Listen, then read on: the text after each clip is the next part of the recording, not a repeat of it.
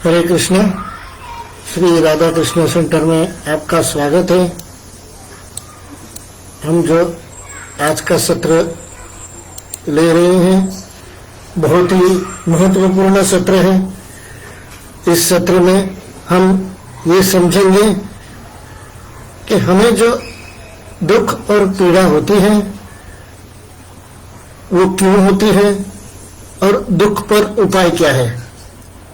हमने पहले लेक्चर्स में भी सुना है कि हमारे तकलीफ का कारण दुख है। इन दुखों की वजह से हमें बहुत तकलीफ होती है। हर तरफ से हमें दुख सहना पड़ता है। कभी पराजय का दुख होता है, कभी नुकसान का दुख होता है। इस तरह से किसी की मृत्यु का भी दुख होता है। इस तरह से हमें बहुत सारे दुखों का सामना करना पड़ता है और इन दुखों का सामना करने पर हमारे पास कोई उपाय नहीं होता। हमने पहले भी देखा है कि पुण्य कर्म पाप कर्मों को नहीं काटते। सेकंड एसी में जाने वाले का पेट नहीं दिखेगा, ऐसी कोई गारंटी नहीं है। कोई जो अगर कार में जाता है तो उसको कोई दुख नहीं होगा, इसकी कोई गारंटी नहीं है। कार का भी एक्सीडेंट हो सकता है। तो पुण्य कर्मों के फल को उपभोगे भी तो भी हमको दुख का सामना करना पड़ता है। ये बात इससे साबित हो जाती है। तो इसी तरह से पाप कर्मों को भुगतना पड़ता है। हम आज इस सत्र में इसके बारे में डिटेल चर्चा करेंगे और इस चर्चा के लिए हम जो लेक्चर हम शुरू कर रहे हैं उसमें ज्यादा समय नहीं बिताएंगे और तुरंत ही स्लाइड्स की तरफ बढ़ेंगे, जिसकी वजह से हम ये समझ सके कि हमारे दुखों पर उपाय क्या है। और जो गुरुजनों ने हमें बताया है, मुझे समझाया है, उसी अनुसार ये लेक्चर हो रहा है। तो आइए हम पहले गुरुजनों का प्रार्थना करते हैं, गुरुजनों की प्रार्थना करते हैं और उनका आशीर्वाद लेते हैं। ओम अज्ञानातिमिरान्धस्य ज्ञानाञ्जनशलाकया चक्षुरुन्मीलितं येन तस्मै श्रीगुरवे नमः। श्रीचैतन्यमनोभीष्टं स्थापितं येन भूतले स्वयं रूप तदा मह्यं ददाति स्वपदान्तिकम्। वन्देऽहं श्रीगुरो श्रीयुतपदकमलं श्रीगुरुन् वैष्णवांश्च श्रीरूपं साग्रजातं सहगणरघुनाथान्वितं तं सजीवं साद्वैतं सावधूतं परिजनसहितं कृष्णचैतन्यदेवं श्रीराधा कृष्णपादा सहगणललिता श्रीविशाखान्विताश्च। हे कृष्णा करुणा सिन्धु दीनबन्धु जगत्पते गोपेश गोपिका कांत राधा कांत नमोस्तुते। तप्त कांचन गौरांगी राधे वृंदावनेश्वरी वृषभानुसुते देवी प्रणमामि हरिप्रिये। वाञ्छा कल्पतरुभ्यश्च कृपा सिन्धुभ्यैव च पतितानां पावनेभ्यो वैष्णवेभ्यो नमो नमः। जय श्री कृष्ण चैतन्य प्रभु नित्यानंद श्री अद्वैत गदाधर श्रीवासादि गौर भक्त वृंद। हरे कृष्ण कृष्ण कृष्ण हरे हरे, हरे राम राम राम हरे हरे। हमारे इस्कॉन के संस्थापक आचार्य श्रील प्रभुपाद जी, हम उनकी प्रणति प्रार्थना मंत्र का उच्चारण करते हैं। नमो विष्णुपादाय कृष्ण पृष्ठाय भूतले श्रीमते भक्ति वेदांत स्वामी इति नामिने। नमस्ते सारस्वते देवे गौरवाणी प्रचारिणे निर्विशेष शून्यवादी पाश्चात्य देश तारिणे।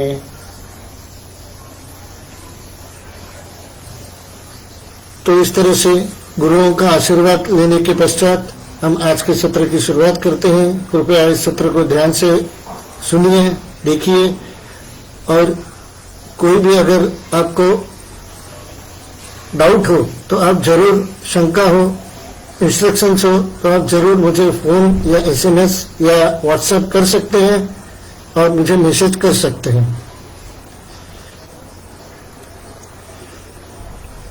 हम ये देखते हैं, आज तक के सत्र में हमने ये देखा है कि हमारे जो कर्म है वो कर्म का बड़ा ही महत्व है।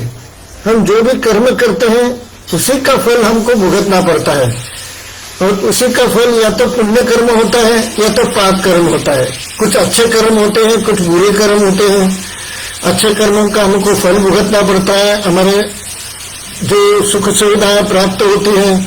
बुरे कर्मों का हमको दुख भुगतना पड़ता है, बुरे कर्म का फल पाप के रूप में हमको दुख भुगतना पड़ता है। तो हमने अब तक के लेक्चर्स में देखा है, बहुत ही अच्छी तरह से देखा है कि हमारे जो कर्म है उसी को भोगना, यही हमारे जीवन का सार है। तो अगर ये जीवन का सार है, ये जीवन की नीति है कि कर्मों को भोगना, तो पहले हमें हमारे कर्मों पर काम करना चाहिए। जैसे भी हमारे कर्म हैं, जिस कर्म को हम कर रहे हैं, बड़े सोच समझ कर हमें कर्म करने चाहिए, क्योंकि उसका फल हमें भुगतना पड़ता है। कोई भी दुख अगर आता है, कोई भी पीड़ा अगर होती है, तो हम देवी देवताओं के पास जाकर उनकी प्रार्थना करते हैं कि हमें ये पीड़ा नहीं होनी चाहिए। मगर पहले, इसके पहले हमें ये देखना चाहिए कि दुख या पीड़ा होती ही क्यों है। वो होती इसलिए है क्योंकि हमने वैसे कर्म किए हैं। जो कर्म हम करते हैं, अगर उसका हमको पाप अगर लगता है, बुरे कर्म अगर हम करते हैं, अगर उसका अगर पाप हमें लगता है, तो हमें उसका पाप का फल दुख के रूप में भुगतना ही पड़ेगा। फिर हम सोचते हैं कि हमें सक्सेस नहीं मिलता, हमें बीमारियां भुगतनी पड़ती हैं, हमें दुख उठाने पड़ते हैं। किसी के मृत्यु का दुख हो, किसी के और किसी चीज का दुख हो, किसी के पास जो सामान रहता है वो चोरी हो जाता है, उसका दुख हो। हर किस्म के दुख हमें भुगतने पड़ते हैं। तो ये कर्म जो है डीड्स, उसके लिए हमें ज्यादा से ज्यादा सोचना चाहिए और कर्म की गति को समझना चाहिए। श्रीमद् भगवत गीता पूरी तरह से कर्म की गति पर आधारित है। इसलिए हम श्रीमद् भगवत गीता के मूल सिद्धांत जो कर्म है, उस कर्म के बारे में ज्यादा से ज्यादा चर्चा करने का प्रयास करते हैं। स्लाइड्स को पढ़ते हैं। दो प्रकार के मुख्य कर्म होते हैं। एक तो होता है आध्यात्मिक कर्म, दूसरे होते हैं भौतिक कर्म। जो आध्यात्मिक कर्म होते हैं, जो कृष्ण भावना और अमृत में जो कर्म करते हैं, वो आध्यात्मिक कर्म होते हैं। कृष्ण भावना अमृत में कर्म करना यानी कि भगवान कृष्ण की भक्ति में, सेवा में जो भी हम कर्म करते हैं, वो आध्यात्मिक कर्म होते हैं। जिसे अकर्म, जिस कर्म का कोई प्रतिक्रिया न हो, न पाप न पुण्य, मैंने इसको पहले लिया है क्योंकि पहले हमें यह समझना चाहिए कि कोई ऐसा कर्म है क्या कि जिसके लिए पाप न लगे और पुण्य भी न लगे। कि पुण्य क्यों, हम आगे के स्लाइड्स में देखेंगे कि हम वो ऐसे कर्म क्यों करने हैं। मगर हम पहले कर्म को समझते हैं कि आध्यात्मिक कर्म वो कर्म होते हैं जिसकी कोई प्रतिक्रिया ही नहीं होती, न पाप न पुण्य। दूसरे प्रकार के मुख्य कर्म होते हैं भौतिक कर्म। भौतिक कर्म में अगर आप भौतिक कर्म करना चाहते हैं, आप चाहते हैं कि आप भौतिक सुख की सुविधा के लाभ ले, तो आपको भौतिक कर्म करने पड़ेंगे। भौतिक कर्म जो वेद वर्णित धर्म करते हुए हैं, उसे कर्म कहा जाता है। विकर्म, जो कर्म वेदों में दिए गए धर्म के विरुद्ध है, उसे पाप कर्म कहा जाता है। जो कर्म हमारे वेदों में वर्णित ड्यूटीज यानी कर्तव्य बताए हैं, वो कर्म अगर हम करेंगे तो उसे कर्म कहा जाता है, और वही हमारा कर्म है। अगर हम भौतिक कर्म करने चाहते हैं, अगर हम भौतिक सुख से सुविधाएं प्राप्त करना चाहते हैं, तो हमने जो हमारे जो भगवान ने ड्यूटीज हमको दी हैं, माता पिता के प्रति, बीवी के प्रति, बच्चों के प्रति, घर संसार के प्रति, लोगों के प्रति, पूर्वजों के प्रति, जो भी हमें ड्यूटीज दी गई हैं, जो भी हमारे कर्तव्य हैं, सारे कर्तव्य हमें वेदों के अनुसार वर्णित जो भी धर्म कर्तव्य है, वो हमें ऐसे कर्म करने हैं, और ऐसे कर्म को कर्म कहा जाता है। और वो मगर अगर हम धर्म के करते हुए, वेदों में वर्णित धर्म के करते हुए ना करेंगे, उसे विकर्म कहते हैं। विकर्म जो कर्म वेदों में दिए गए धर्म के विरुद्ध है, यानी कि पाप कर्म। यह पाप कर्म करने से हमें दुख उठाना पड़ता है, तकलीफ उठानी पड़ती है। यह श्रील प्रभुपाद जी ने कर्म के प्रकार के चौथे श्लोक के चौथे अध्याय के 16वें श्लोक में प्रभुपाद जी ने जो एक व्याख्यान दिया था, उसमें इन कर्मों के बारे में चर्चा की है। आध्यात्मिक कर्म जो कि कृष्ण भावनामृत में कर्म है, दूसरे भौतिक कर्म जो वेद वर्णित धर्म कर्तव्य है, तीसरे है विकर्म जो कर्म वेदों में दिए गए धर्म के विरुद्ध है, वो है पाप कर्म। हम अगली स्लाइड लेते हैं। जैसे जैसे हम लेक्चर में आगे बढ़ेंगे, इसको हम और समझने की कोशिश करते हैं। पुण्य कर्म का स्रोत क्या है? हम जानते हैं, हमने 2 प्रकार के पहले कर्म सीखे हैं, पुण्य कर्म और पाप कर्म। पुण्य कर्म कैसे प्राप्त होते हैं? हमें बहुत कुछ इसके बारे में मालूम है, फिर भी हम थोड़ा इसके बारे में चर्चा करते हैं। देवी देवताओं की भक्ति करने से हमारी भौतिक इच्छाओं की पूर्ति के लिए जो भी हम देवी देवताओं के प्रति मन्नत मांगते हैं, कर्म करते हैं, उसे भी हमें पुण्य कर्म प्राप्त होते हैं। और उस पुण्य कर्मों का फल यही होता है कि हमारी भौतिक इच्छाओं की पूर्ति होती है। दूसरा है दान। दान में हमारी भौतिक इच्छाओं की पूर्ति के लिए जो भी हम दान देते हैं, एनजीओ में, स्कूल्स में, हॉस्पिटल्स में, तो जो भी हम दान करते हैं, इससे भी हमें पुण्य कर्मों की प्राप्ति होती है। जो भी हम तपस्या करते हैं, हमारी भौतिक इच्छाओं की पूर्ति के लिए व्रत, उपवास इत्यादि जो भी करते हैं, ऐसे कर्म करने से हमें पुण्य कर्मों के फल की प्राप्ति होती है। हमने ये देखा है पहले लेक्चर से, ये पुण्य कर्मों का फल क्या होता है, तो सुख मिलता है। मगर पुण्य कर्मों का फल जो सुख है, हमने सुख के बारे में भी चर्चा की है। क्या वो सही मायने में सुख है? हमने देखा है कि अगर हम यहाँ से स्टेशन में चल के जाते हैं तो हमारे पांव दुखेंगे, मगर यही हम अगर हमारे कार में जाते हैं तो हमारे पांव नहीं दुखेंगे। यानी ज्यादा दुख कम दुख, यही तो व्याख्या है। सुविधाओं को यूज करने से, सुविधाओं की को भोगने से हमारे दुख जाते नहीं हैं, कम होते हैं। In short, it is just a temporary relief. अगर हमें दुख से रिलीफ चाहिए तो हमें इन दुखों का, इन पुण्य कर्मों का सहारा लेना पड़ता है। मगर इससे दुख नहीं जाते, दुख जितने होने हैं वो होते ही रहते हैं।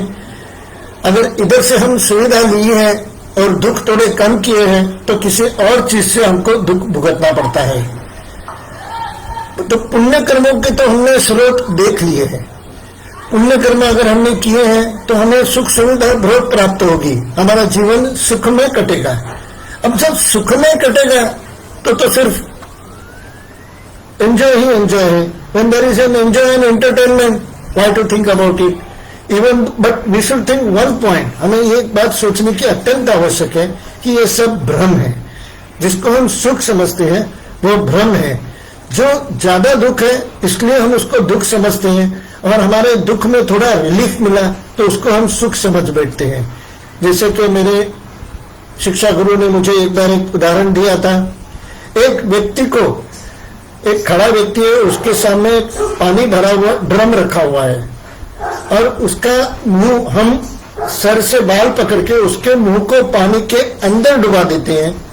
वो जो उसको लगता है वो दुख होगा, उसकी सांस अटकने लगेगी। किसी भी व्यक्ति, जो व्यक्ति के सामने ड्रम रखते हैं और उसका सर के बाल पकड़ के उसके मुंह को ड्रम में रखे पानी में डुबा देते हैं, अगर ऐसे किया तो उसको दुख भुगतना पड़ेगा। मगर उसी सर को हम, मुंह को हम बाहर निकालें तो उसको रिलीफ होगा, वो सांस ले सकेगा। इसी को हम सुख समझते हैं। एक्चुअली इट इज, ये सुख नहीं है, ये उसका दुख कम हो गया, अभी वो सांस ले सकता है, अभी उसको वो दुख से निजात मिल गया, इसलिए उसको लगता है कि यही सुख है। तो ज्यादा दुख कम दुख, इसके सिवा कुछ है नहीं। फिर भी हम पुण्य कर्मों के पीछे पड़े रहते हैं, देवी देवताओं की भक्ति करके, एनजीओ, स्कूल्स, हॉस्पिटल्स में दान देके, व्रत इत्यादि उपवास करके हमें इसका पुण्य कर्मों का फल, इसे कहते हैं सकाम कर्म।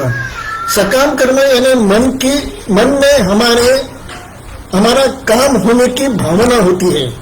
काम यानी हमारी जो इच्छाएं हैं, हमारी इच्छाओं की पूर्ति करने के लिए जो भी हम कर्म करते हैं, हमारी भौतिक इच्छाओं की पूर्ति करने के लिए जो भी हम कर्म करते हैं, उसे हम पुण्य कर्म कहते हैं। हमने पिछले भी बार देखा है कि भौतिक और आध्यात्मिक में फर्क क्या है। पिछले सत्रों में भी हमने देखा है, भौतिक इस माया के जगत में, माया के ब्रह्मांड में जो भी हमें सुख सुविधा मिलती है, हमारे शरीर को जो आराम दे, उसे भौतिक इच्छाएं कहते हैं। कार में जाऊंगा तो शरीर में आराम मिलेगा, लिफ्ट से जाऊंगा तो शरीर को आराम मिलेगा, खाऊंगा तो मुझे शरीर को, मेरे जिह्वा को यानी शरीर को स्वाद आएगा, मेरा पेट भरेगा, अच्छी तरह से सोऊंगा तो मेरे शरीर को आराम मिलेगा, सेकेंड एसी में जाऊंगा तो मेरे शरीर ठंडा रहेगा, अच्छे हॉस्पिटल में एडमिट होऊंगा तो मुझे हॉस्पिटल में बेड पे पड़े हुए भी सामने टीवी देखने को मिलेगा। entertainment, enjoyment and all these things they count because of पुण्य कर्म। तो ये सब फल हमें पुण्य कर्म के प्रति मिलते हैं, जो कि सुविधा है, दुख दूर नहीं होते, दुख कम हो जाते हैं। तो इस तरह से हमें क्या पुण्य कर्म करना चाहिए, तो इसके बारे में हम भगवत गीता में ही सुनेंगे कि पुण्य कर्म करने से क्या होता है।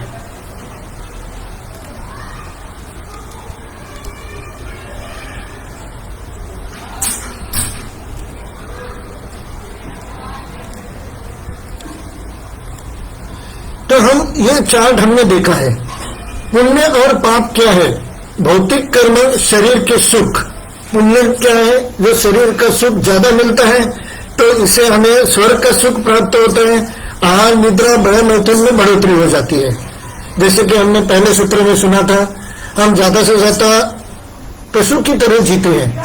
आहार निद्रा भय मैथुन ये तो पशु योनि में भी होता है, हम उसी को लाइफ के ऑब्जेक्टिव बना के जीते हैं। यही हमारे प्रॉब्लम हो जाते हैं, और इसलिए हम पुण्य कर्म करते हैं, जिससे हमें जो भी वरदान मिलता है, उससे क्या होता है, खाली आहार निद्रा भय मैथुन में बढ़ोतरी हो जाती है, हमें स्वर्ग का सुख भी प्राप्त होता है।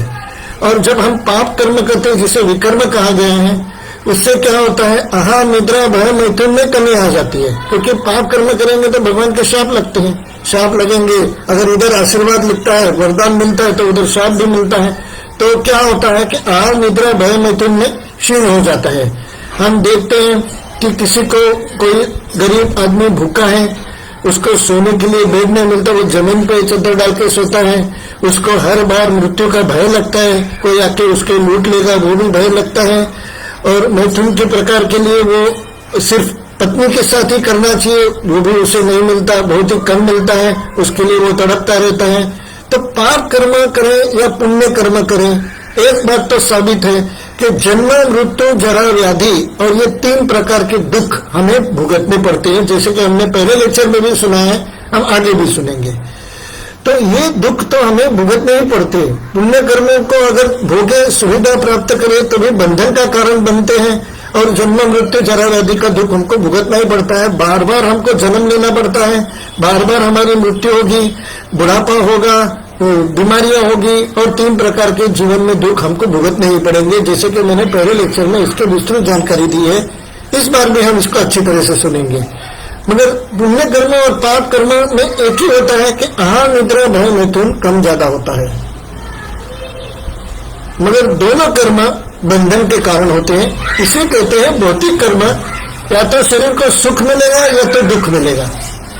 शरीर का सुख है तो पुण्य कर्म है, शरीर को दुख है तो पाप कर्म है। अगर आप ये पाप और पुण्य कर्मों का साइकिल अच्छी तरह से समझ सकेंगे, तो आप अकर्म भगवान कृष्ण की भक्ति क्यों करनी चाहिए, इस बात को आप अच्छी तरह से समझ सकेंगे। हम अगली स्लाइड पे चलते हैं।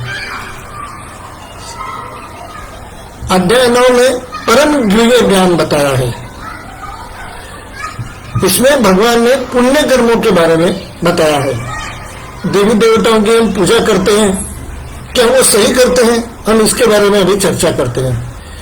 ये परम गुह्य ज्ञान है जो अध्याय 9 में भगवान ने भगवद गीता में बताया है।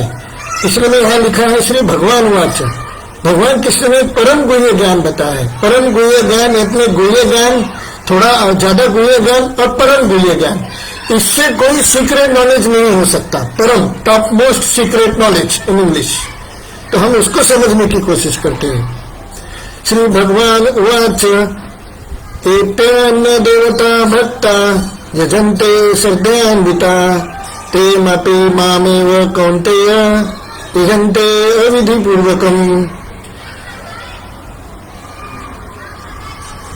एतेऽन्य देवता भक्ता यजन्ते श्रद्धयान्विता तेऽपि मामेव कौन्तेय यजन्ते अविधिपूर्वकम्। श्री भगवान भगवद गीता में 9वें अध्याय के 23वें श्लोक में ये कथन करते हैं।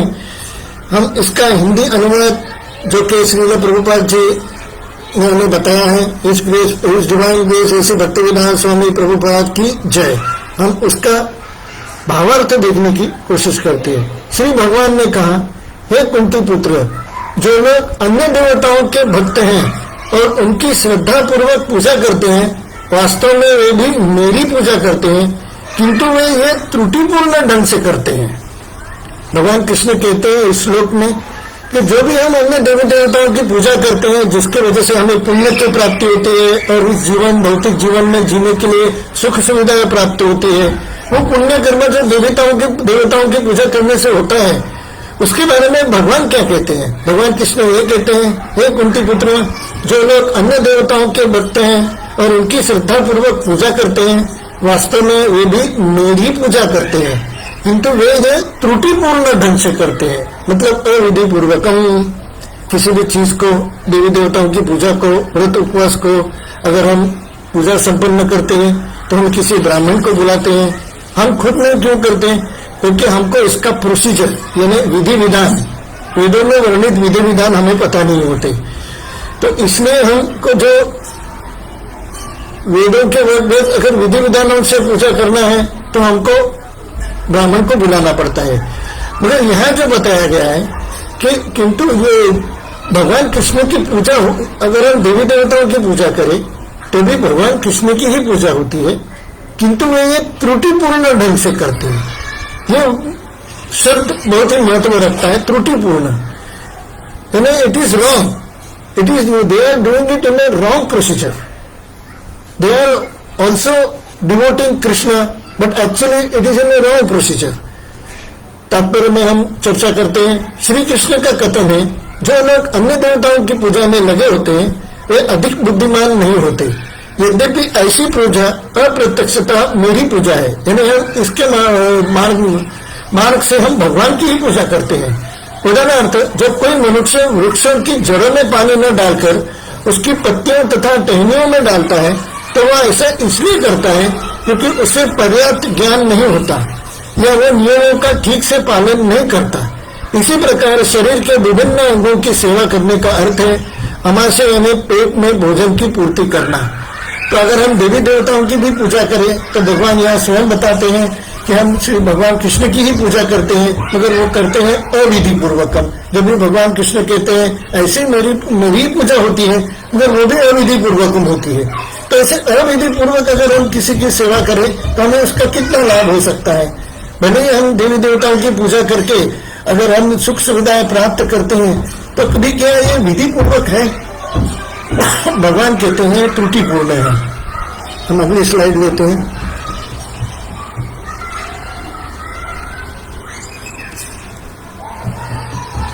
अभी हमने पुण्य कर्मों के बारे में देखा है, अभी हम दुख के बारे में देखते हैं। दुख क्या है? जैसे कि मैंने पहले लेक्चर में हमने इसके बारे में विस्तृत चर्चा की है, आज थोड़ा टच देते हैं। संख्या शास्त्र के अनुसार दुख 3 प्रकार के हैं। आध्यात्मिक दुख यानी रोग व्याधि आदि शारीरिक दुख, और क्रोध लोभ आदि मानसिक दुख। क्रोध आता है, लोभ आता है, वासना आती है, और इससे ऐसे प्रकार के मानसिक दुख हमें भुगतने पड़ते हैं। रोग होते हैं, व्याधि होती है, किसी को कैंसर हो जाता है, किसी को टीबी हो जाता है, वो जो शारीरिक दुख भुगतने पड़ते हैं उसे आध्यात्मिक दुख कहा जाता है। दूसरा प्रकार का दुख है आधिदैविक दुख, जो देवताओं अर्थात प्राकृतिक शक्तियों के द्वारा पहुंचता है, जैसे आंधी, वर्षा, वज्रपात, शीत, ताप इत्यादि।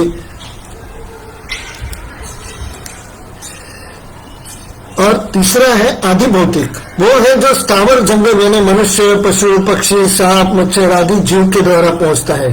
तो ये तीन प्रकार के दुख हमें इस जीवन में भुगतने ही पड़ते हैं, यदि शारीरिक और मानसिक दुख, या शारीरिक और मानसिक दुख, या क्लाइमेट की वजह से दुख भुगतने पड़ते हैं, या मनुष्य की वजह से दुख भुगतने पड़ते हैं। अगर कोई मनुष्य हमें 4 शब्द बोल के चला जाए, कोई पशु काट ले, हमें कुत्ता काट ले, सांप काट ले, मच्छर काटते हैं, ये सब अवधि भौतिक दुख है। वो ये 3 प्रकार के दुख हमें जिंदगी भर भुगतने पड़ते हैं। और इसके भुगतने के बाद भी हमको 4 प्रकार के दुख और भुगतने पड़ते हैं। वो है कर्म बंधन का फल। कर्म बंधन का फल एक तो जीवन भर ये दुख भुगतने पड़ते हैं, और कर्म बंधन का फल और एक है जिससे ये 4 दुख और भी भुगतने पड़ते हैं।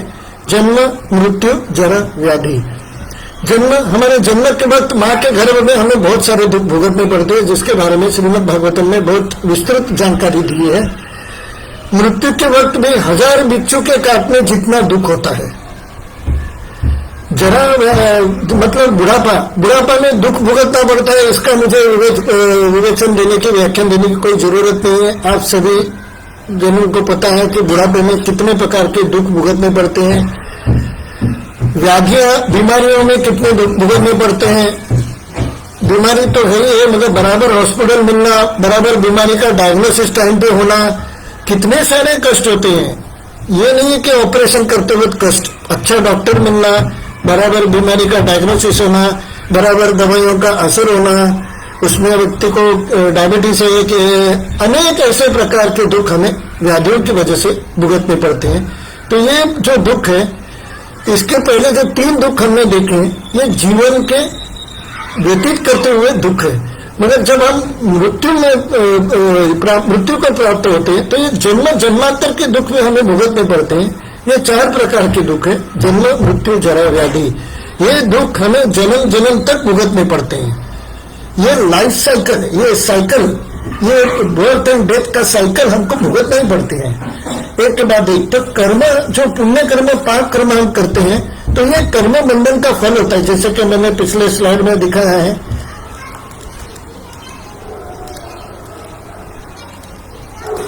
ये स्लाइड में मैंने बंधन दिखाया है, वो हमको बंधन भुगतने ही पड़ते हैं। ये बंधन भुगतने की वजह से हमको ये 7 प्रकार के दुख भुगतने ही पड़ते हैं। हम आगे चलते हैं। मगर ये दुख के स्रोत क्या है? हमने बहुत बार ये देखा है, दुख का स्रोत है पाप कर्म। जो भी हम पाप कर्म करते हैं उसका दुख हमें भुगतना पड़ता है। अब हम देखते हैं पाप कर्म का दुख जो हम भुगतते हैं, वो पाप कर्म के कितने प्रकार के पाप कर्म होते हैं जो हमें भुगतने पड़ते हैं, उसके बारे में हम अभी चर्चा करेंगे। एक प्रकार होता है कि प्रारब्ध। प्रारब्ध का तात्पर्य उन पापपूर्ण प्रतिक्रियाओं से है जिनसे व्यक्ति वर्तमान में पीड़ित है। आज जो दुख हम भुगत रहे हैं वो प्रारब्ध, उसे प्रारब्ध कहते हैं। ये प्रारब्ध का दुख जो है, ये प्रारब्ध वो है जो कितने जन्मों पहले आपने जो पाप किया है, आज उसका नंबर लग गया है और आज उसको आपको उस पाप कर्म को भुगतना है। इसे प्रारब्ध कहते हैं। अप्रारब्ध, अप्रारब्ध का तात्पर्य संभवित पीड़ा के स्रोतों से है। जब पापी प्रतिक्रियाओं के बीज अभी तक फलित नहीं हुए हैं तो प्रतिक्रियाओं को अप्रारब्ध कहा जाता है। जो 50 जन्म पहले, 100 जन्म पहले अगर मैंने कुछ पाप किया हो, वो मैं आज भुगत रहा हूँ। मगर ऐसे कुछ पाप स्टॉक में है जो मैंने अभी तक भोगे नहीं है। जो स्टॉक में पड़े हुए पाप है उसे अप्रारब्ध कहते हैं। हम अगली स्लाइड में चलते हैं। दुख के स्रोत क्या है? पाप करने के ये बीज अदृश्य है, जो अप्रारब्ध कहते हैं, उसे बीज भी कहते हैं। जो पाप करने के ये बीज अदृश्य है लेकिन वे असीमित है और कोई भी पता नहीं लगा सकता कि वे पहली बार कब बोए गए थे। जो अप्रारब्ध है, जो पूर्व पाप हमारे स्टॉक में है, वो कभी हमने पाप किया था हमको वो भी मालूम नहीं। हम कभी कभी सोचते हैं मेरे को इतना दुख हो रहा है किस बात का मैंने, किसी का क्या बिगाड़ा है कि मुझे दुख हो रहा है? भाई आपने इस जन्म में नहीं किसी का बिगाड़ा, मगर 50-100 जन्म पहले जो आपने पाप किया था ना, वो आप आज भुगत रहे हैं। और ऐसे जो पाप का स्टॉक है, हम उस पाप के स्टॉक के बारे में चर्चा कर रहे हैं। प्रारब्ध के कारण, पहले से ही फलीभूत पापी प्रतिक्रियाओं के कारण व्यक्ति को निम्न परिवार में जन्म लेना या अन्य दुखों से पीड़ित होना देखा जाता है। निम्न परिवार में जन्म मतलब कोई गरीब पैदा होता है, कोई अमीर पैदा होता है, कोई एकदम गोरा होता है, कोई माता जी है, लेडीज है, कोई एकदम सुंदर लड़की पैदा होती है तो अच्छा होता है कि वो लड़की को लगता है मैं बहुत सुंदर हूँ, ये उसके पुराने पुण्य कर्मों के फल है। अगर कोई लड़की को ये लगता है कि मैं, अगर उसको ये मन में भावना आती है कि मैं दिखने में थोड़ी बराबर नहीं हूँ, तो ये उनके पाप कर्मों का फल है। कोई बच्चा व्यंग पैदा होता है, पाप कर्मों का फल है। कोई बच्चा ठीक ठाक पैदा होता है, ये उसके पूर्व पुण्य कर्मों का फल है। तो हम पहले पाप कर्मों की वजह से जो भी दुख को भुगतने पड़ते हैं, हम उसके बारे में चर्चा कर रहे हैं। अभी दुख के स्रोत हमने पाप का देखा है कि प्रारब्ध और अप्रारब्ध, ये 2 प्रकार के मुख्य पाप हमने देखे। अभी अप्रारब्ध कितने प्रकार के पाप है? जैसे कि व्यक्ति जब मृत्यु को प्राप्त होता है तो उसकी आत्मा सूक्ष्म शरीर को लेकर जाती है। जब व्यक्ति मृत्यु का प्राप्त होता है तो उसका जो शरीर जलाया जाता है वो स्थूल शरीर है, ग्रॉस बॉडी। वो स्थूल शरीर जो पंच महाभूत का बना हुआ रहता है उसे जलाया जाता है, मगर आत्मा के साथ एक सूक्ष्म शरीर भी बाहर जाता है। आत्मा, सूक्ष्म शरीर उस आत्मा को दूसरे शरीर में चला जाता है। जैसे कि हमें मालूम है पहला जन्म और इस जन्म और अगला जन्म, तो इस जन्म में अगर हमने शरीर छोड़ दिया तो हमारा अगला जन्म होता है। तो अगला जन्म कैसे होता है? आत्मा और सूक्ष्म शरीर किसी दूसरे शरीर में स्थापित हो जाते हैं, इसी वजह से हमारा दूसरा जन्म होता है। तो जब ये सूक्ष्म शरीर जाता है तो ये भी अपने साथ पाप कर्म और पुण्य कर्मों के फलों को लेकर जाता है। मगर हमने देखा है पाप कर्म है और पुण्य कर्म है तो it is very enjoyment, we need not much worry about it. हमें पुण्य कर्मों की ज्यादा सोचने की जरूरत नहीं है क्योंकि वो तो हमको सुख सुविधाएं देते हैं। मगर जब पाप कर्म है, दुख का कारण है, जब वो सूक्ष्म शरीर पाप कर्मों को लेकर जाता है तो वो कितने प्रकार के पाप कर्म होते हैं? वो 3 प्रकार के पाप कर्म होते हैं। जो बीज है, अभी तक उसका बीज है मगर वो फलित नहीं हुआ है। जो कूटस्थ पाप है, जो हमें भौतिक इच्छाएं होती हैं, अगर इस भौतिक इच्छाओं को पाप कर्म क्यों कहा गया? इच्छा तो कोई भी कर सकता है, मगर इच्छाओं के लिए जब आप किसी पाप कर्म को अपनाते हैं, ऐसी इच्छाएं भी गलत होती है। कभी कभी क्या होता है, इच्छाएं इतनी बुरी होती है कि कोई इस इच्छाओं को पूर्ति के लिए क्राइम कर बैठता है। तो इच्छा ही अगर ना होती है, जैसे कि अगर किसी गरीब को अमीर बनने की इच्छा ही न हो तो वो क्राइम पे जाने का उसका सवाल ही नहीं पैदा होता। अगर ये कोई पत्थर फोड़ता है या कोई सीमेंट की गोनी उठाता है, अगर वो कहता है कि मुझे जो भगवान ने दिया है मैं इसमें सुखी हूँ और कोई इच्छा नहीं करता है, तो वो कोई पाप कर्म करने का सवाल ही नहीं उठता। मगर कभी कभी हमारी इच्छाएं इतनी बुरी होती हैं, किसी का मर्डर करने की इच्छा होती है, किसी का रेप करने की इच्छा होती है, ये सारे भी पाप कर्मों के फल है। तो पाप कर्म हम ये समझते हैं कि हमारे को दुख हुआ इसका मतलब हमने पाप का फल भोगा है। जो हमारी इच्छा है वो भी हमसे पाप करवाती है और ये इच्छाएं पाप कर्मों की फल के रूप में जड़ है। तो दूसरे भी है फलोन्मुख, फलित होने वाला कहा जाता है। जो अभी तक फलित नहीं हुआ है बट इसका नंबर आ गया है, जैसे कि अभी 10th नंबर का मैंने पाप भोग रहा हूँ, तो 9th नंबर का जो फलोन्मुख है अभी फलित होने वाला है। 9th नंबर का अभी तक नंबर नहीं है, 10th नंबर का मैंने पाप भोगा है, तो 11th वाला अभी रुका हुआ है, वो आएगा अभी। अब दूसरे के पाप जैसे भुगतते वो कम हो जाते, तो I will speak in descending order. 10 पाप है तो 10वां मैं भुगत रहा हूँ, इसका मतलब अभी 9 पाप मेरे बाकी है, it is in descending order. तो अभी 9वां पाप मेरा बाकी है, वो फलोन्मुख है, मगर जो पहला पाप है उसे बीज कहते हैं। और जो पहले दूसरे तीसरे पाप होते हैं बीज के, वो इच्छा प्रकट करते हैं, उसे कूटस्थ पाप कहते हैं। कुछ पापों से ऐसी इच्छाएं प्रकट होती है जो हम इन इच्छाओं को संभाल नहीं सके, अगर संभाल सके वेरी गुड, नहीं संभाल सके तो हम गलत काम कर बैठते हैं। तो इसलिए प्रकट अवस्था को प्रारब्ध पहले से ही क्रियाशील कहा जाता है। तो फलोन्मुख जो प्रारब्ध है वो प्रकट अवस्था को प्रारब्ध यानी पहले से ही जो अभी हम दुख भुगत रहे हैं इसे प्रारब्ध कहा जाता है। तो हमने पाप कर्म के बारे में देखा है। पाप कर्म जो हमने अभी देखा है, प्रारब्ध और अप्रारब्ध, इसके बारे में हम समझने की कोशिश करते हैं। जैसे कि मैंने यहाँ एक चार्ट बनाया है, प्रारब्ध और अप्रारब्ध। प्रारब्ध वो जो फलित हो रहा है, अप्रारब्ध वो जो बीज के रूप में है, दूसरी जो कूटस्थ है वो इच्छा के रूप में है। वो बीज सारे दुखों का जड़ है। कूटस्थ है, उसके सारी इच्छाएं ऐसी होती है जो इच्छा की पूर्ति में हो तो उनको दुख होता है। अगर मैं चाहता हूं कार लेना और मैं नहीं ले सकता तो मेरा मन विचलित होता है, इतना विचलित होता है कि मुझे उसके बारे में दुख होता है, मुझे डिप्रेशन आता है, मुझे जॉब ही नहीं मिल रहा है। इच्छा है मेरी कि मुझे जॉब मिले मगर मिल ही नहीं रहा है। इच्छा होती है तो उसका भी डिप्रेशन आने लगता है। और जो फलित होने वाला है, अभी उसका नंबर लगने वाला है, ऐसे फलोन्मुख पाप होते हैं। ऐसे पाप की वजह से ये पूरे पाप का मैंने चार्ट बताया है। और मैं ये बताना बहुत ही आनंद व्यक्त करता हूँ कि श्रील प्रभुपाद जी ने मुझे बहुत अच्छी तरह से श्रीमद् भक्ति रसामृत सिंधु ये ग्रंथ में बताया गया है, जो मैंने आपको इस चार्ट के माध्यम से प्रस्तुत किया है। तो हम पाप कर्म के बारे में हमने विस्तृत जानकारी ली है। तो अगर हम जो पाप कर्म भुगतते हैं तो दुख जो हम भुगतते हैं, तो हमको ये देखना चाहिए कि हम ये जो पाप भुगत रहे हैं, हमने अभी पाप के बारे में सोचा है जो कि दुख के स्रोत है। हमने देखिए टाइटल इसका, दुख के स्रोत क्या है? तो ये स्रोत ये पाप कर्म है। तो प्रभु जी क्या इस पर कोई उपाय नहीं है कि ऐसे कोई, आपने तो कहा है पुण्य कर्म पाप कर्मों को नष्ट नहीं करते, तो पाप कर्मों को नष्ट करने का उपाय क्या है?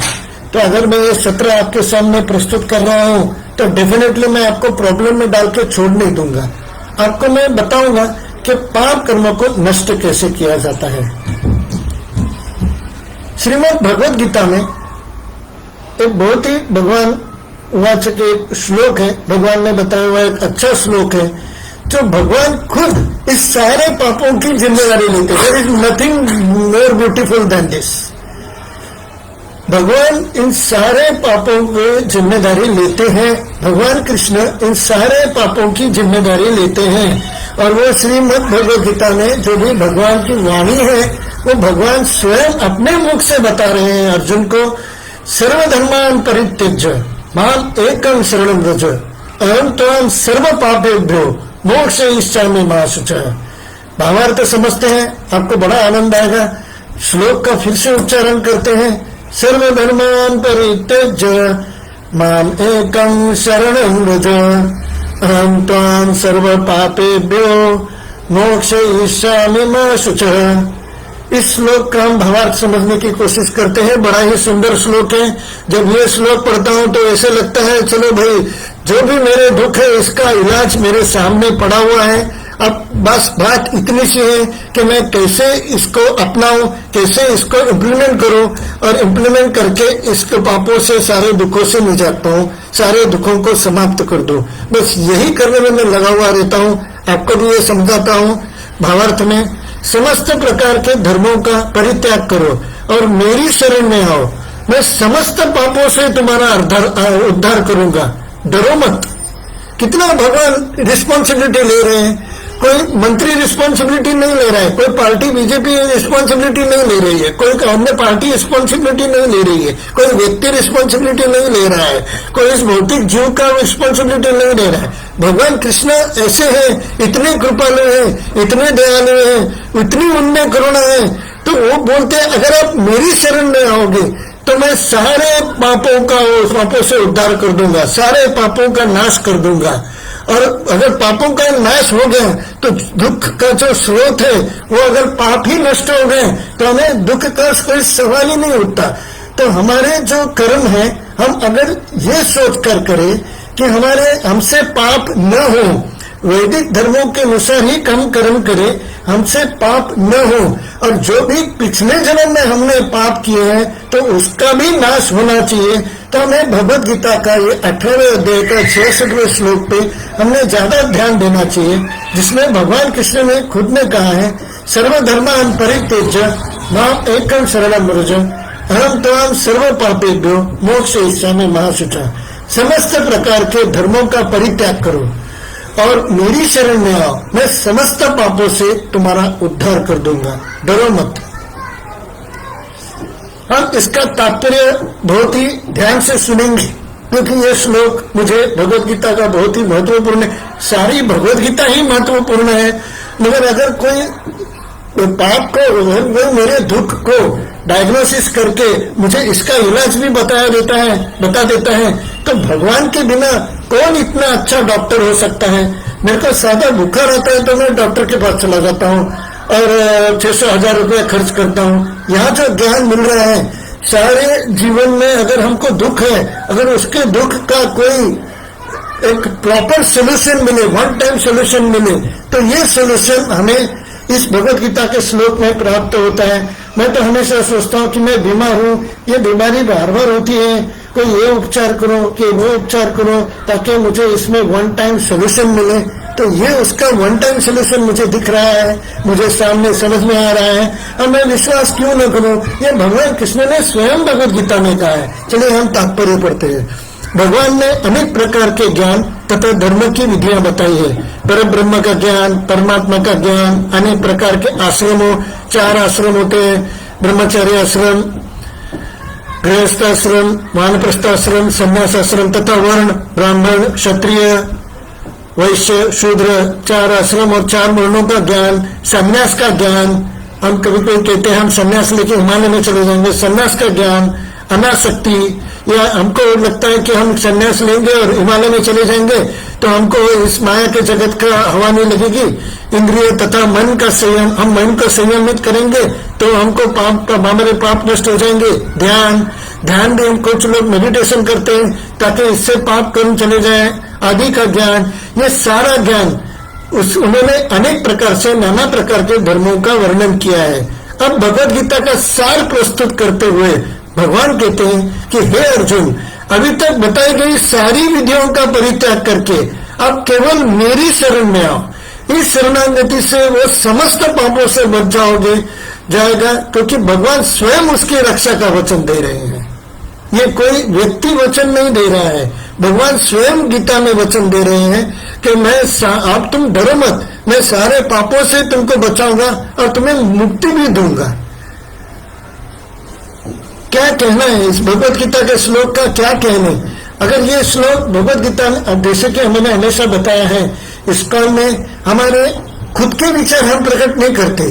जो भी भगवत गीता में, श्रीमद् भागवतम में जो बताया है वही आपके सामने प्रस्तुत करने का प्रयास करते हैं, ताकि आप सभी जन इस दुखों से परे हट जाए, दुखों से दूर हो जाए और पाप कर्म करने से बचे।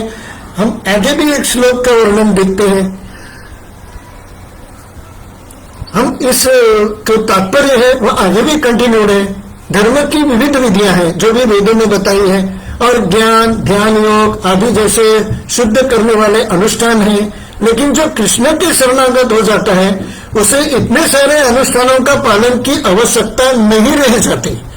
Know what more you want. Krishna की शरण में जाने मात्र से वो व्यर्थ समय गंवाने से बच जाएगा। इस प्रकार वो तुरंत सारी उन्नति कर सकता है और समस्त पापों से मुक्त हो सकता है। हरि बोल। हम जब भी इसका में अगर कोई अच्छा बात सुने, मन को बड़ा अच्छा लगे, तो हम आनंद से आनंद प्रकट करते हैं और उसके वो समय बोलते हैं हरि बोल। तो ये आनंद प्रकट करने का समय है कि हमें ये बात प्राप्त हुई है, ये चांस मिला है हमको मनुष्य जन्म का। इसमें हम ज्ञान ले रहे हैं कि हमारे सारे पाप नष्ट हो रहे हैं। लास्ट लाइन फिर से पढ़ेंगे। इस प्रकार वो तुरंत सारी उन्नति कर सकता है, इस फील्ड में या उस फील्ड में, जॉब के फील्ड में, पैसे के फील्ड में, इसके फील्ड में नहीं, सारी उन्नति कर सकता है और समस्त पापों से मुक्त हो सकता है। तो ऐसे श्लोक का पूरा तात्पर्य मैंने आपके सामने रख दिया है। आप सब विद्वान जन इसके बारे में जरूर सोचिए कि आपको दुख में रहना है या दुख पर कुछ उपाय, ऐसे उपाय करना है जिसमें भगवान कृष्ण स्वयं रिस्पॉन्सिबिलिटी लेते हैं। हम आगे और वर्णन देखते हैं। श्रीमद् भागवतम में 6 स्कंद के पहले अध्याय के 15वें श्लोक के तात्पर्य में प्रभुपाद जी कहते हैं, हम उसका समझने की कोशिश करते हैं। अज्ञानता के कारण उनके हृदय में पाप कर्म करने की इच्छा बनी रहती है। जैसे कि मैंने कूटस्थ पाप के बारे में रहता है कि इच्छा बनी रहती है। इन पाप कर्मों को 3 श्रेणियों में विभाजित किया गया है, पातक, महापातक और अतिपातक। और दो विभागों में भी प्रारब्ध और अप्रारब्ध, प्रारब्ध और अप्रारब्ध के बारे में हमने विस्तृत चर्चा की है। प्रारब्ध का तात्पर्य उन पापपूर्ण प्रतिक्रियाओं से है जिनसे व्यक्ति वर्तमान में पीड़ित है, और प्रारब्ध का तात्पर्य संभावित, अप्रारब्ध का तात्पर्य संभावित पीड़ा के स्रोतों से है। जब पापी प्रतिक्रियाओं के बीच अभी तक फलित नहीं हुए हैं तो वो प्रतिक्रियाओं को अप्रारब्ध कहा जाता है। तो ये हमने विस्तृत रूप से चर्चा की है। नया भक्ति रसामृत सिंधु में सिर्फ भक्ति रसामृत सिंधु में ही नहीं है, ये श्रीमद् भागवतम में भी श्रील प्रभुपाद जी एक तात्पर्य में कहते हैं। श्रीमद् भागवतम, अब हम देखते हैं कि पाप के बारे में हमने बहुत चर्चा की है। एक उपाय हमने श्रीमद् भगवद गीता में देखा है, भगवान कृष्ण क्या कहते हैं। अब श्रीमद् भागवतम में देखते हैं कि भगवान कृष्ण क्या कहते हैं। श्रीमद् भागवतम में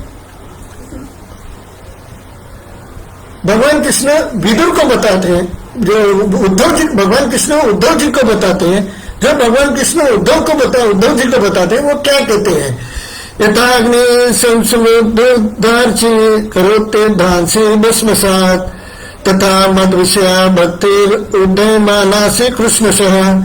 मेरे प्रिय उद्धव, जिस प्रकार धगधगती आग लकड़ी को राख में बदल देती है, उसी प्रकार मेरी भक्ति मेरे भक्तों द्वारा किए गए पापों को पूरी तरह से जलाकर राख कर देती है।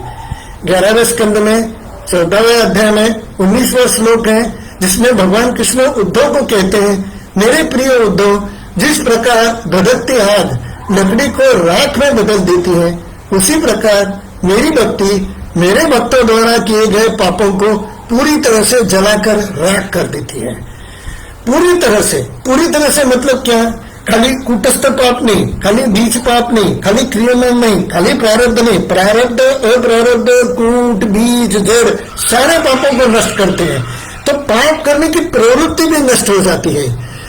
हम किसी और चीज की उपासना करें तो शायद हमें कुछ पाप कर्म का नाश हो, मगर और किसी की उपासना करके सारे पाप कर्मों का नाश हो सकता है, मगर पाप कर्म करने की जो प्रवृत्ति है उसका नहीं जो नाश होता। जो बीज रूप पाप है, कुटस्थ पाप है, पाप करने की इच्छाएं बनी रहती है, प्रवृत्ति बनी रहती है, मगर जब भगवान की भक्ति हम करते हैं तो वो जो पाप इच्छा रूपी पाप है वो भी पाप नष्ट हो जाते हैं, पूरी तरह से जलाकर राख कर देते हैं। भक्तों के द्वारा किए गए पापों को पूरी तरह से जलाकर राख कर देते हैं। तो भगवान कृष्ण की भक्ति करने से क्या होता है? भगवान कृष्ण श्रीमद् भागवतम में उद्धव को स्वयं बता रहे हैं, मेरी भक्ति, ये भगवान ने बताया है, मेरी भक्ति मेरे भक्तों द्वारा किए गए पापों को पूरी तरह से जलाकर राख कर देती है। इसलिए भगवान कृष्ण की भक्ति श्रीमद् भागवतम और भगवद गीता के आधार पर हम बताते हैं कि प्रियजनों, प्रिय भक्तों, आप भगवान कृष्ण की भक्ति कीजिए, आपको कोई दुख सहना नहीं पड़ेगा। परम, अब मैं अगर इतने लेक्चर से कह रहा हूँ, परम आनंद की प्राप्ति होती है, आध्यात्मिक उपासना से परम आनंद की प्राप्ति होती है। ये जो सुख है, दुख है, ये सब भ्रम है, उससे परम आनंद की प्राप्ति होती है। अब ये बताइए, अगर सारे पापी नष्ट हो गए तो बचता क्या है? सिर्फ परम आनंद है। आगे चलते हैं। दुख के उपाय क्या है? और एक उपाय बताता हूं मैं आपको दुख का। श्लोक नंबर 3 अध्याय के 13वें श्लोक में भगवान कहते हैं, यज्ञ शिष्ट संतो मुच्यते सर्व किल्बिषे भुंजते तुम अगम पापम ये पचांत आत्म कारणात्। मैं श्लोक का फिर से वर्णन करता हूँ, उच्चारण करता हूँ। यज्ञ शिष्ट संतो मुच्यन्ते सर्व किल्बिषे भुंजते तो घम पापा ये पचांत आत्म कारणात्। इसका हम भावार्थ देखेंगे। भगवान के भक्त सभी प्रकार के पापों से मुक्त हो जाते हैं, क्योंकि वे यज्ञ में अर्पित किए भोजन प्रसाद को ही खाते हैं। अन्य लोग जो अपनी इंद्रिय सुख के लिए भोजन बनाते हैं, वे निश्चित रूप से पाप खाते हैं। कभी कभी हम सोचते हैं इतना दुख भुगतना पड़ता है, मेरे से क्या पाप हो रहा है जिसकी वजह से मुझे ये दुख भुगतना पड़ता है? मैं तो कुछ पाप करता नहीं। मगर अगर हम देखेंगे कि हम जो कर्म करते हैं उसके बारे में हमें अच्छी तरह से सोचना चाहिए कि हम सही कर रहे हैं कि गलत कर रहे हैं। और अगर हमको इसके बारे में सोचना है तो हमें इसके लिए शास्त्रों का आधार लेना पड़ता है। श्रीमद् भगवद गीता के से बेहतर और कौन सा शास्त्र हो सकता है जहाँ पे भगवान कृष्ण की वाणी है। भगवान कृष्ण स्वयं बताते हैं कि जो भी हम भोजन करते हैं, जो भी हम भोजन करते हैं वो बिना भगवान को अर्पित किए अगर करते हैं तो इसका मतलब हम पाप खाते हैं। ऐसे पाप खाने की वजह से अगर हम पाप खाते हैं तो दुख तो हमें भुगतना ही पड़ेगा। इसका कोई चांस ही नहीं है कि हमको सुख भुगतना पड़े। दुख ही दुख है हमारे जीवन में। तब अगर मैंने एक श्लोक आपको बताया, भगवान कृष्ण की शरण जाना है, भगवान कृष्ण की भक्ति करनी है, तो भगवान कृष्ण की शरण जाना और भक्ति करने का स्टार्ट हम ये करते हैं कि भगवान को भोग लगाकर प्रसाद का ही सेवन करते हैं। अगर को भगवान को भोग लगाते हैं तो हमें पाप नहीं लगेगा। भगवान को भोग न लगाते हुए अगर हम खुद को शरीर के आनंद के लिए, जीवा के स्वाद के लिए अगर हम भोजन करते हैं तो इसका मतलब हम पाप खाते हैं। भगवान को कैसे भोग लगाना चाहिए वो आप हमारे सेंटर में आइए, मैं आपको बताता हूँ भगवान को कैसे भोग लगाते हैं। मैं इसका इजी बता रहा हूँ आपको। इसका प्रोसीजर अलग है मगर एक इजी प्रोसीजर भी है जो बिना प्याज लहसुन के अगर जो भी हम खाना बनाते हैं, बिना प्याज लहसुन और नॉनवेज, ओनली वेजिटेरियन फूड बिना प्याज लहसुन के वो भगवान को लगाना चाहिए, ऐसे शास्त्र में कहा गया है। और जो हम थाली सजाते हैं बिना प्याज लहसुन के, बिना नॉनवेज के भोग, दाल चावल रोटी सब्जी इत्यादि जो हम भोजन बना, लड्डू स्वीट्स इत्यादि, बिना नॉनवेज के, बिना मांसाहार के और बिना प्याज लहसुन के, शुद्ध शाकाहारी बिना प्याज लहसुन का भोजन ही भगवान को भोग लगाना चाहिए। मांसाहार भगवान भोजन नहीं ग्रहण करते। इसके बारे में भी कुछ श्लोकों में वर्णन आता है, वो हम अगले सत्र में देखेंगे। मगर इस सत्र में हम ये देखते हैं कि जो भी हम बनाते हैं पहले उसको अगर भगवान का भोग लगा कर खाएं तो हमें इस पाप से बच सकते हैं। और कैसे भोग लगाना चाहिए, आप राधा कृष्ण सेंटर में आइए, ये श्लोक हम लेकर बताइए मुझे, मैं आपको कैसे भगवान को भोग लगाता है इसकी विस्तृत जानकारी दूंगा। मगर फॉर द टाइम बीइंग अगर आपको शुरू करना है तो आप भगवान के सामने भोजन की थाली रखिए। कैसे भोजन होना चाहिए वो मैंने आपको बताया है। भगवान के सामने थाली रखिए और हरे कृष्ण महामंत्र का उच्चारण कीजिए। सिर्फ 3 बार अगर आप हरे कृष्ण का महामंत्र का उच्चारण करके 10 मिनट आपको वो थाली भगवान के सामने रखिए। और वैसे ही अगर हम प्रसाद लेते हैं तो उसके बाद ही अगर हम वही जो बाकी बचा हुआ खाना है वो खाना मेन खाने में डालकर अगर हम प्रसाद ग्रहण करते हैं तो हमें इसका पाप नहीं लगता। विस्तृत जानकारी जब हम राधा कृष्ण सेंटर में आइए और कैसे इसका डिटेल प्रोसीजर है वो मैं आपको समझाता हूँ। मैंने आपको सिर्फ ये बताया है कि आप अगर भगवान को भोग नहीं लगाकर अगर खाना खाते हैं तो आप पाप करते हैं। किसी भी बाजू के इस्कॉन सेंटर में जाकर अगर आप भोग लगाने की विधि पूछते हैं तो वो भी आपको बता देंगे, कोई प्रॉब्लम नहीं है। मगर मैं आपसे निवेदन करता हूँ कि अगर दुखों से आपको निजात पाना है तो जैसे ये श्लोक में बताया गया है पाप खाने से बचिए। हम श्लोक के तात्पर्य में विस्तृत जानकारी दी गई है। भगवत भक्त या कृष्ण भावना भी भविक पुरुषों को संत कहा जाता है। वे सदैव भगवत प्रेम में निमग्न रहते हैं। जैसे कि ब्रह्म संहिता में 5वें अध्याय के 38वें श्लोक में कहा गया है, प्रेमांजन चरित भक्ति विलोचनेन संत सदैव हृदयेषु विलोकयन्ति। संतगण क्या करते हैं? श्री भगवान गोविंद समस्त आनंद के दाता कौन है? भगवान गोविंद या मुकुंद मुक्ति के दाता भी वही है। या कृष्ण सबको आकृष्ट करने वाले पुरुष जो कृष्ण है के प्रगाढ़ प्रेम में मग्न रहने के कारण कोई भी वस्तु परम पुरुष को अर्पित किए बिना ग्रहण नहीं करते। फलतः ऐसे भक्त पृथक पृथक भक्ति साधनाओं के द्वारा, अभी भक्ति साधनाएं कौन कौन सी इसका भी श्रवण हम विस्तृत करेंगे।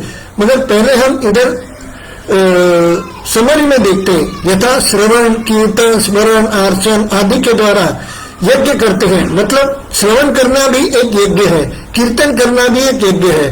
तो इन सारे को जब हम भक्ति प्रकार के भक्ति करते हैं जिससे वे संसार के संपूर्ण पापमय संगति के कलमश से दूर रहते हैं। अन्य लोग जो अपने लिए या इंद्रिय तृप्ति के लिए भोजन बनाते हैं वो न केवल चोर है अपितु सभी प्रकार के पापों को खाने वाले हैं। जो व्यक्ति चोर तथा पापी दोनों हो, भला वो किस तरह सुखी रह सकता है? ये संभव नहीं है। अतः सभी प्रकार से सुखी रहने के लिए मनुष्य को पूर्ण कृष्ण भावनामृत में संकीर्तन यज्ञ करने की सरल विधि बताई है। उन्होंने विधि बताई जानी चाहिए, अन्यथा संसार में शांति और सुख नहीं हो सकता। अगर ये विधि नहीं करेंगे हम तो शांति और सुख कभी हम प्राप्त नहीं कर सकते। तो हमें चाहिए कि हम भगवान को भोग लगाकर ही भोजन करें। अगले श्लोक में चलते हैं। श्रीमद् भागवतम के छठे स्कंद के दूसरे अध्याय के 14वें श्लोक में भी इसका वर्णन आता है। आज मैंने आपको पहले ही कहा था, हमने पाप पुण्य के बारे में विस्तृत जानकारी ली है और इसलिए जो धार्मिक विधियां है उसकी जानकारी ली है, आध्यात्मिक कर्मों की भी जानकारी ली है। ये जो कर्म मैं बता रहा हूँ ये सारे आध्यात्मिक कर्म है, जिसमें पाप और पुण्य, भगवान की भक्ति कभी पाप और पुण्य के फलित नहीं होती। भगवान की भक्ति अकर्म है, अकर्म से सिर्फ आनंद ही प्राप्त होता है। हमने पहले स्लाइड में ही देखा है कर्म क्या है और अकर्म क्या है। तो हम इस तरह से श्रीमद् भागवतम के छठे स्कंद के दूसरे अध्याय के 14वें श्लोक के बारे में सुनते हैं। साकेत्यम परिहास्यम वा स्तोभम हेलनमेव वा वैकुंठ नाम ग्रहणम शेषागहरम विदु। हम इसके बारे में अनुवाद पढ़ते हैं। जो व्यक्ति भगवान नाम का कीर्तन करता है उसे तुरंत अनगिनत पापों के फलों से मुक्त कर दिया जाता है। भले ही उसने ये कीर्तन अप्रत्यक्ष रूप में कुछ अन्य संकेत करने के लिए परिहास में यानी जोकिंगली, संगीत में यानी म्यूजिकल मनोरंजन के लिए यानी म्यूजिकल एंटरटेनमेंट अथवा उपेक्षा भाव से हम अगर ये भी बोले ये लोग है नहीं, ये हरे कृष्ण वाले लोग हैं, ये तिलक लगा के घूम रहे हैं नहीं, हरे कृष्ण वाले लोग हैं, ये हरे कृष्ण वाले भगवा पहनकर ही घूमते रहते हैं। अगर ये उपेक्षा भाव से भी अगर हम नाम के भाव से क्यों न हो, अगर इस वजह इसलिए भी अगर क्यों न हम नाम ले भगवान का, तो भी अनगिनत पापों के फलों से मुक्त कर दिया जाता है। ये ज्यादा इम्पोर्टेंट श्रीमद् भागवतम में श्लोक में बताया गया है। यह श्लोक विष्णु दूतों में कहा गया है। जो अजामिल, हम इसके कथा सुनते हैं, अगले सत्र में हम इसकी कथा भी सुनेंगे। जो अजामिल है पूरे जन्म भर पाप करता है और एक वेश्या के प्रति आकृष्ट हो जाता है और वेश्यागमन भी करता है और इतने पाप करने के पश्चात उसके 10 पुत्र होते हैं, मगर 10 पुत्र में उसका जो आखिरी पुत्र होता है उसका नाम वो नारायण रखता है। जब वो मृत्यु शैया पर होता है तो वो अपने बेटे को पुकारता है, नारायण ए नारायण ए नारायण ए नारायण। जब मृत्यु होने से लगते हैं तो वो नारायण को प्रकार बुलाता है। अब मरते समय उन्होंने किसका नाम लिया? भगवान नारायण का नाम लिया। भले ही उसने अपने बेटे का नाम लिया, फिर भी नारायण भगवान का नाम है, तो मरते समय उन्होंने भगवान का नाम लिया। मगर जो इतने पाप किए थे, मृत्यु के पश्चात यमदूत उसको आकर लेके जाने लगते हैं कि इसने तो बहुत पाप किए, मगर तभी विष्णुदूत आते हैं और विष्णुदूत बताते हैं ये श्लोक, जो व्यक्ति भगवान नाम का कीर्तन करता है उसे तुरंत अनगिनत पापों के फलों से मुक्त कर दिया जाता है।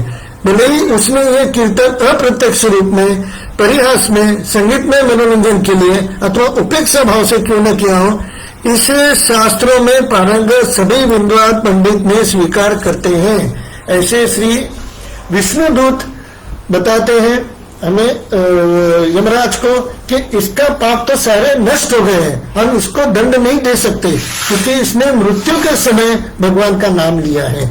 अगर मृत्यु के समय भगवान का एक बार नाम लेने से सारे पाप नष्ट होते हैं, तो अगर हमारे जो जीवन मनुष्य का जन्म मिला है, अगर वो हमें भगवान कृष्ण का भगवान कृष्ण की भक्ति में, उनका नाम लेने में अगर ये पूरा जीवन बिता दे तो हमारे कितने सारे जन्मों के पाप नष्ट हो जाते हैं।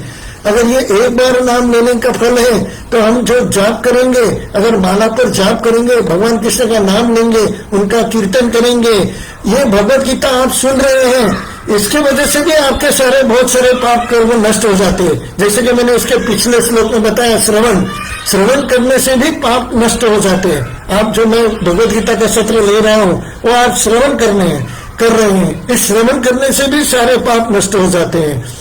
तो ये जो पाप अगर नष्ट होने की प्रक्रिया है, भगवान कृष्ण की भक्ति है, अगर वो भक्ति करें तो सारे पाप नष्ट हो जाएंगे। तो ब्रेकिंग न्यूज आज का यही है कि हरे कृष्ण महामंत्र भगवान कृष्ण का आध्यात्मिक जप है।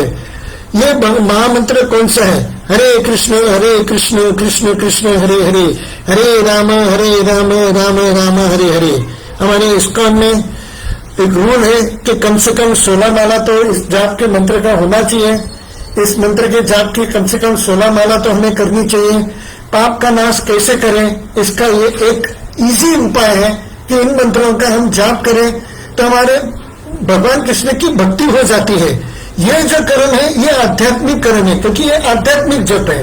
तो हम सारे रूल फॉलो करिए। ये भगवान कृष्ण की भक्ति है, ये अकाम कर्म है, निष्काम कर्म, ये अकाम सकाम कर्म और सकाम कर्म जो कि हम पुण्य कर्म और पाप कर्म के बारे में सोचते हैं, न तो ये पुण्य कर्म है ना पाप कर्म है, ये अकाम कर्म है।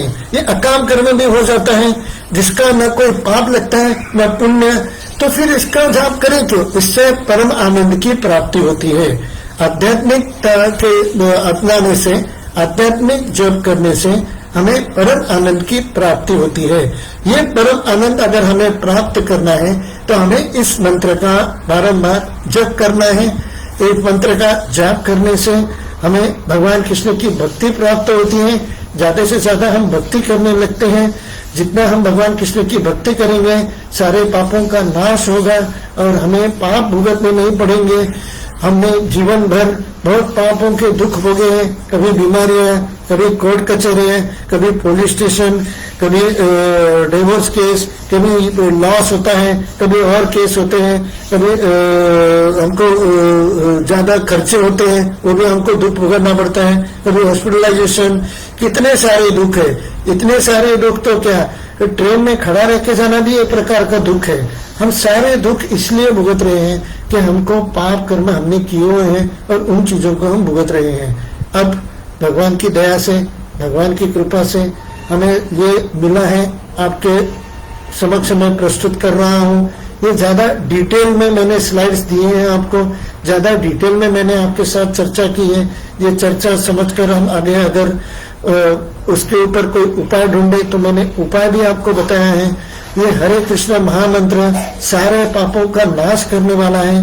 तो भगवान कृष्ण की भक्ति सारे पापों का नाश करने वाली है। आध्यात्मिक भक्ति सारे पापों का नाश करने वाली है। अकर्म यानी भगवान कृष्ण के कृष्ण भावनामृत प्रति किए गए कर्म सारे पापों का नाश करने वाले हैं। सारे दुख चले जाएंगे, मगर हमको मिलेगा क्या? भगवान कृष्ण की भक्ति का आनंद, परम आनंद की प्राप्ति मिलेगी।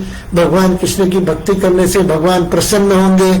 हमें ये जब भगवान की प्रसन्नता के लिए करना है। जब हम ये जब भगवान कृष्ण की प्रसन्नता के लिए करेंगे तो इसका साइड प्रोडक्ट है पाप का नाश होना। हमें जब भगवान कृष्ण की भक्ति करते हैं तो भगवान कृष्ण की सेवा करने का आनंद जो हमें प्राप्त होते हैं वो आनंद कुछ और ही है, मगर इसका साइड प्रोडक्ट है कि ये पाप नाश होता है। ये ब्रेकिंग न्यूज है। भगवान कृष्ण की भक्ति करने से पाप तो नाश होते हैं, मगर पाप नाश होना है साइड प्रोडक्ट है। परम आनंद, परम आनंद जो प्राप्त होता है, भगवान की प्रसन्नता जो हमें प्राप्त होती है वो बहुत कुछ और ही है। वो आनंद क्या होता है, जैसे जैसे हम भगवत गीता आगे सुनते जाएंगे उस आनंद का रसास्वादन भी हम करेंगे। हमने अब तक के सत्र में ये बताया है, मैंने आपको पूरे जो विश्लेषण दिया है इसका शॉर्ट में हम समझने की कोशिश करेंगे। तो हमने एक लाइन में मैं बताने की कोशिश करूं। पाप की वजह से दुख होता है, सुख यानी दुख कम होता है। पुण्य कर्म से खाली दुख कम होते हैं, मगर पाप नाश नहीं होता। पाप नाश करने के लिए हमें भगवान की भक्ति करनी चाहिए। एक प्रकार है कि भगवान को भोग लगाकर खाना, दूसरा प्रकार है श्रवण करना, तीसरा प्रकार हमने देखा है महामंत्र का जप करना।